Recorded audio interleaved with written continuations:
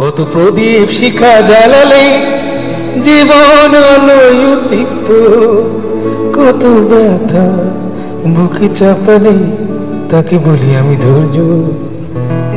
নির্মমতা কত দূর হলে জাতি হবে নির্লজ্জ।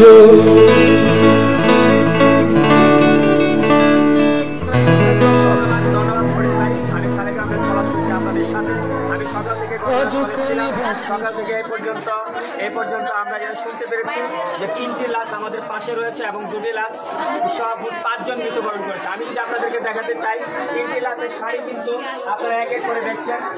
এই হচ্ছে ফিরোজার বয়স কিন্তু 30, ফিরোজা 4 সন্তানের জননী। এই হচ্ছে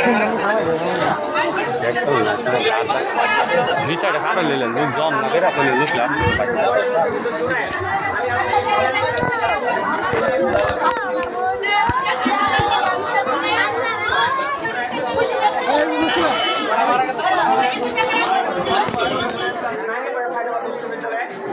যে বড় ভাই রয়েছে সে পরে এসএসসি পরীক্ষা দিয়েছে।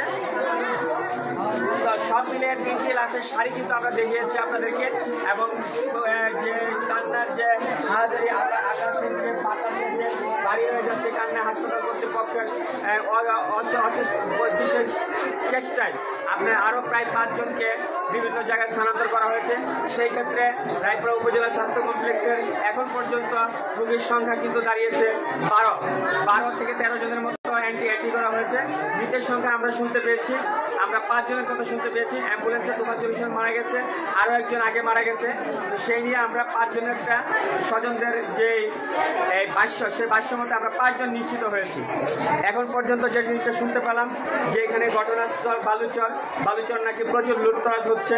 আসলে সে ব্যাপারে স্বজনরা আমাদের কাছে অভিযোগ করছিলেন যে আমরা যেহেতু আমাদের রুগী এবং এই লাশ নিয়ে ব্যস্ত রয়েছি, বাড়িঘর ফাঁকা, সেই ফাঁকে কিছু দুর্বৃত্তকারী লুটতরাজ করছে। আর এরা কিন্তু এটাও অভিযোগ করেছেন সেনাবাহিনী এবং পুলিশ প্রশাসনের কাছে যে প্রশাসন এবং সেনাবাহিনীর লোকজন যাতে তার প্রয়োজনীয় ব্যবস্থাগুলো গ্রহণ করে। তা আমরা আশা করবো লাশ দেখানো বাইলিং আছে, লাশ দেখানো আংশিক দেখা আমরা কিন্তু লাশ দেখানো আইনগত যে বাইলিং রয়েছে, সেই জন্য আমরা আপনাদেরকে পুরো লাশটি দেখাতে পারছি না। আংশিক আমরা চেষ্টা করছি আপনাদেরকে দেখানোর জন্য। আপনারা দেখেন রায়পুরা উপজেলা স্বাস্থ্য কমপ্লেক্সের ঘটনায় এরকম লাশের শাড়ি কিন্তু কখনই পাওয়া যায়নি, এবং এই মৃতের সংখ্যা কিন্তু ক্রমশ বেড়েই চলছে। আহতের সংখ্যা কিন্তু বেড়ে অলরেডি 15 পার হয়ে গেছে। আমরা পরবর্তীতে আপনাদেরকে পরবর্তী আপডেট দেবো।